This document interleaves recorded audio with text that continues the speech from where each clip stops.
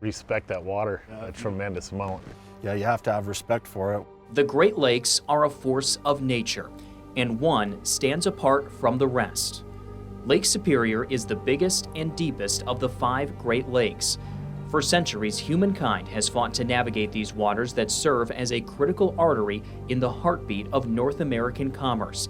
Taking on Superior is no small challenge, but it's one men like Ransom Cundy didn't shy away from. He was driven. He enjoyed sailing. I can't imagine what that'd be like, to be a father with young children at home, and I have a deep appreciation for what mariners do. Somebody's got to do the job. He was always joking around, but he was the one that people would go to when they had something, a problem, or someone to talk to. He was that guy, and it just shows the character, how good of a person he was. Oliver Buck Champeau also chose the life of a Great Lakes mariner. I was Daddy's girl, and he was this big guy that had this laugh that would fill a room. He always didn't say he loved what he did, that it was kind of a lonely life being out there on the ship, but he was close to all the guys that were on the ship with him. They were like brothers and sons and very close-knit group. He ended up not graduating from high school and went to work because his dad died young and he had to provide for the family. So he was very devoted to family. And in November of 1975, Cundy, Champeau, and 27 other men found themselves on board the finest freighter the Great Lakes had to offer, the Edmund Fitzgerald. This was a ship that was built to carry steel, carry iron ore, basically. It was built to be fast. It was going to have some of the finest appointments on board. If you were a crewman, you could be pretty happy, pretty proud that you were serving on the Queen of the Lakes, the Edmund Fitzgerald, one of the fastest ships, one of the newer ships that were operating. Owned by the Northwestern Mutual Life Insurance Company, the ship was named for the outgoing company president. The Fitzgerald was the creme de la creme. This was going to be the largest object ever dropped into fresh water. It stopped a 5-year drought of shipbuilding in Michigan. By the time she was ready to launch in June of 1958, the Fitzgerald brought the promise of both profit and prestige. It had beautiful furnishings, had the best cook in Columbia's fleet, Red Bergner, had the best captains and the best crew, and it was a ship to behold. Not only was the first to get into the 30,000 range in the taconite, but it was the first to break the 1 million ton record for a year. Those records earned her nicknames like the Toledo Express and the Mighty Fitz. I just thought it was cool that my grandfather was climbing on board the thing, right? And we were fortunate enough actually to go back with him to the Fitzgerald and actually watch him climb the ladder to board it along with his best friend, Freddie Beecher. And it was just majestic, right? And nothing like I'd ever seen before. By 1975, the Fitzgerald wasn't breaking records at the same blistering pace, but she was still one of the workhorses of the Great Lakes, and no stranger to the challenges of sailing them. For 2 years in a row, Fitzgerald had the most storms, and that was under Captain Pulser. And then when McSorley came, every time you'd look at the chart, the Fitzgerald would be in there taking on these gales. And in 1975, it was no different. From spring to fall, they had been in no less than 5 storms, one on Lake Huron, and then 4 others on gale force winds that were coming out of Lake Superior. As the end of the Great Lakes shipping season approached, the Fitzgerald and her crew were preparing to face off once again with Lake Superior's infamous gales of November.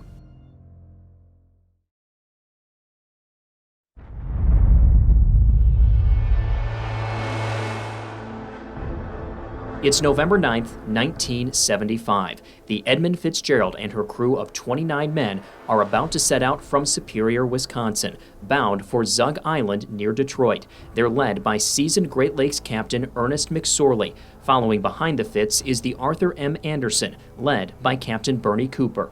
The weather when they departed was fantastic, unseasonably warm, beautiful weather. But they knew that there was something brewing on the lake, and actually it was brewing in other areas and converging on the lake. Both ships opt for a route along the northern side of Lake Superior. Small craft warnings were coming out. No small boats were allowed out. They knew it was going to escalate as the front left Oklahoma and came up. The question was, as it approached Marquette, how long would it take to get across Lake Superior and then change the wind direction from a nor'easter to the northwest, where those winds would now be pushed by 70-mile-an-hour winds that would push those waves so tall they'd be as big as a 3-story building. The problem is that both captains, Cooper and McSorley, misguessed on how fast. It was easily an hour faster than they thought. They weren't having seas that were boarding them or causing them any real problems until they made that turn and started heading down to Whitefish Bay.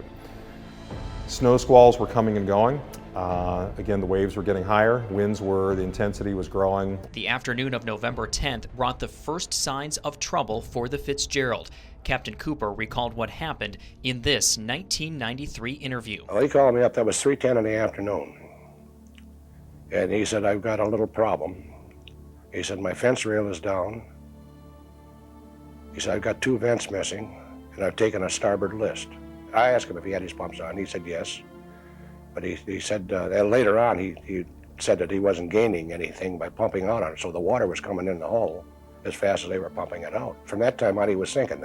The water would get into these side tanks, and if his side tanks were not tight, watertight, the water would start leaking through them into the cargo hold, into the pellets. There's no way of getting the water out of the cargo hold with the pellets in there. As the storm intensified, the Fitzgerald was sailing blind, relying on the Anderson to guide her. Well, he called one time, I can remember, and told me, he said, my big radar is gone, has been gone. He said, and the small one is only getting out 3.5 miles. The last transmission we had with my first mate, I was down below. The first mate, Morgan Clark, he called the Fitzgerald and told him about these 3 ships, these 3 saltwater ships that were coming out of the bay. And McSorley, I don't know if we talked, I guess it was McSorley he was talking to. He said, well, am I going to clear them? And Morgan said, yeah. He said, you're going to be well clear of them. And then Morgan, as an afterthought, said, how you doing? He said, we're holding our own. That was at 7:10. A short time later, Captain Cooper and his crew made a horrifying discovery. When we missed him was when it cleared up, and we could, in fact, it cleared up right shortly after that he sunk, I think. We saw the 3 vessels coming out of the bay and no Fitzgerald lights. This radio chatter between Captain Cooper and the Coast Guard captured those alarming first moments after the Fitzgerald disappeared. Just for confirmation, sir, he couldn't see any lights pick him up on radar either, is that correct? No, I don't know. I thought we were picking him up on radar when I came up in the window and talked to the mate. The sea was kind of real bad, but we thought we had the target. But I don't know. Now I wonder. At what time was the last time that you had any times or that you noticed that you had the Fitzgerald in front of you, over? 1900. 1900, he was approximately 15 miles from the high up at Crisp Point. That's when I was talking to him. He was 15 miles from the land. You had him visually and on the radar, and you lost him in both respects. No, I didn't have him visually. I had him on the radar. He was exactly 10 miles ahead of us. I asked him at the time how everything was going. I asked him how he was making out with his problem. He said he lost those vents and he had a loose, and he said he was holding his own. The last time I talked with him, he said he was holding his own, and that's the last time I lost contact after that. Roger that, and also, I understand there were 3 outbounders that were to keep an eye out for this, for Fitzgerald, and they passed for negative contact, is that correct? Roger on that. We tried to call him about 6 or 8 times on emergency FM and emergency FM that every day we cannot reach. That realization launched a frantic search effort, including this chilling request of Captain Cooper and his crew on the Anderson. Yesterday, possibly, that you could come about and go back there and doing searching. Over. Oh, God, I don't know.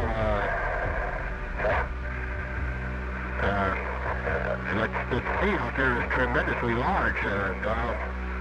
If you want me to, I can, but I'm not going to be making any time. I'll be lucky to make 2 or 3 miles an hour going back out that way. I was reluctant to go, really I was.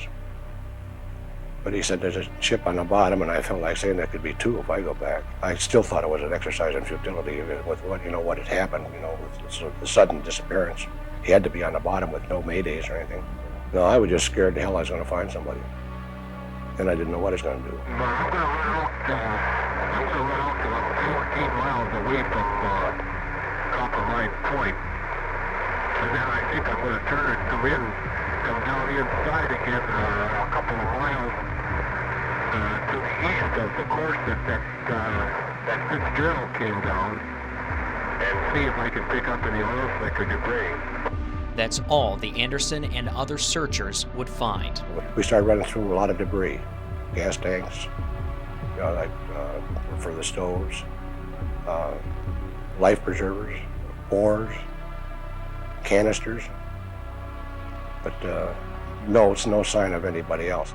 Search crews would soon learn the heart-wrenching reality of what happened to the Fitzgerald and her crew. An air and sea search is continuing for possible survivors of the Edmund Fitzgerald, a 729-foot ore carrier, which apparently broke apart and sunk last night on Lake Superior. By the morning of November 11th, 1975, it was clear. The Edmund Fitzgerald and her crew were gone. I was kindergarten or preschool or something like that back then, and the rest of my brothers and sisters had gone to school, and I was home with my youngest sister, and it just, sometime in that morning, word started to spread that there was a ship missing, and it came out later that it was Edmund Fitzgerald. Of course, we knew what that meant. My mother did. And so to process that and realizing that he wasn't coming home, and then the days that followed, having a casket without a body for a funeral was pretty tough. I was 17 when he passed away, and it took us a while to know what happened. But once we found out that it was a sure thing that he was on the Fitz, it was pretty devastating to his family and my family. And I was graduating from high school, and I thought my dad wouldn't have stopped for anything not to be at my graduation. He was a good swimmer. He swam to a cave. I thought all kinds of things unanswered. By morning, they realized 29 guys were gone, and that was the big mystery. How did 29 guys vanish in 1975 when we had a weather satellite in the sky, we had what we thought were modern boats, radio direction finders? How did that happen? It's a question that's never been definitively answered. About all historians and researchers have ever concluded is that whatever happened to the Fitzgerald happened fast. The ship just disappeared completely. I mean, and it had to just dive under, and then that stern screw, or that screw on the ship, just acted like a propeller and like a submarine, just drove it right to the bottom. To me, she just went down so fast, so quick, that just nobody had a chance. And I don't think there could be any conjecture about that. Hell, all you had to do is pick up the phone and say, Mayday, Mayday. And there's nothing. I wanted to know how he died. What was he thinking at the end? Did he know this was the end? But I understand through time and talking to other engineers and that it was a very quick, and if he was at his post, which I believe he was, they didn't have time to even know what was going on. Was he praying? Was he scared?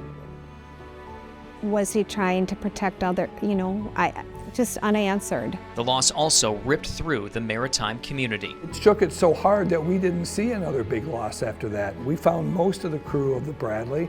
We had 2 survivors in 1958. In 1966, when the Morel went down, Dennis Hale survived. Most of the bodies were found, but the Fitzgerald, 29 guys vanished.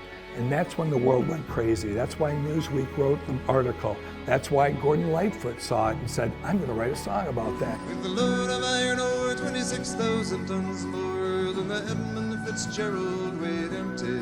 Gordon Lightfoot had a huge impact on the telling of this story and putting this shipwreck, and maybe to a certain degree shipwrecks in general on the Great Lakes, into the public consciousness. It's a great song. It tells the story really, really well and pretty accurately, but it also made people learn, whether they wanted to or not, about this ship called the Edmund Fitzgerald. The song helped make the Fitzgerald the most well-known and most talked about shipwreck on the Great Lakes. As the years began passing, interest in the Fitzgerald only seemed to grow, along with her legend.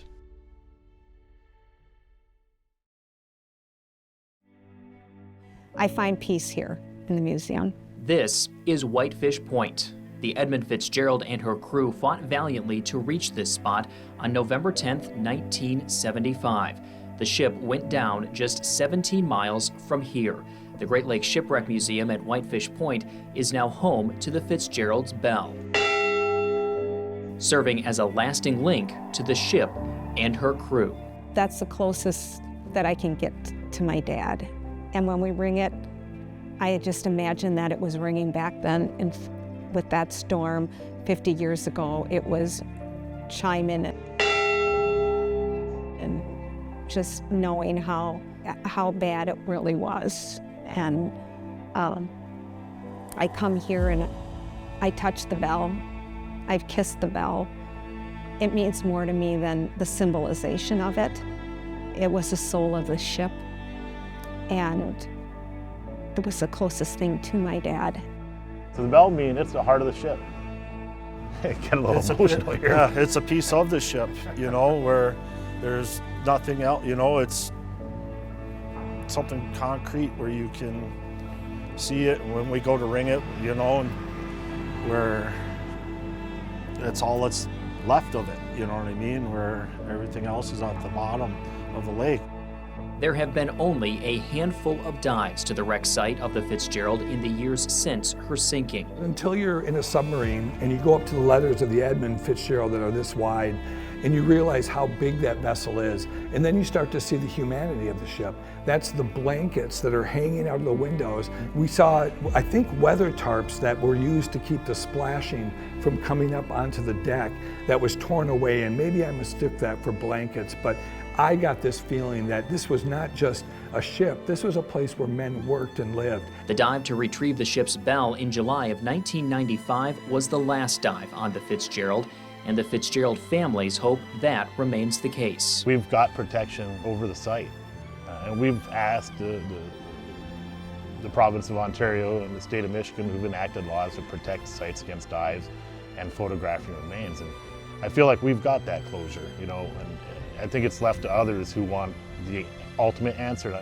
I just want his remains left in peace.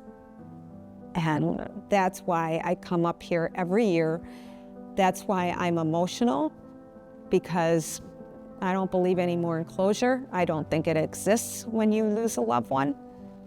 And if the tables were turned and that was me that was on the Fitz, my dad wouldn't have stopped at anything to figure out how to protect me. We'll likely never know everything that may have happened that November night a half-century ago.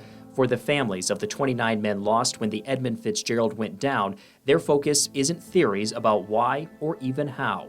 What matters most 50 years later is making sure the memories of the ship and her crew live on. To me, the most important thing to do is remember those crewmen. And by virtue of that, remember all the sailors that are lost in the Great Lakes, and passengers that were on passenger vessels, and life-saving service crewmen that were out there trying to rescue people on shipwrecks. Legends are made to be repeated.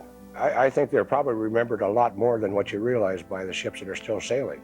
You know, the skippers that go up through there. I still think, you know, the thought would cross their mind when you were going over, possibly over where the Fitzgerald sunk it. Say, oh boy, there's a Fitzgerald down there. I'd like to just have respect for the family, have respect for the men that went down, you know, that's what I would want. But I don't want the 50th anniversary of the Fitzgerald sinking to be just about the men and the Fitzgerald. It should be about the dedication, the courage it takes for all mariners who are still sailing today and providing us with the service. I think at the end of the day, people just have to understand, you know, the dedication, the courage, and the sacrifice that the maritime community, you know, not just across the Great Lakes, but across the oceans as well, they sacrifice a lot to support their families. And at the end of the day, we never got closure. Grandpa never came home, but the legend lives on.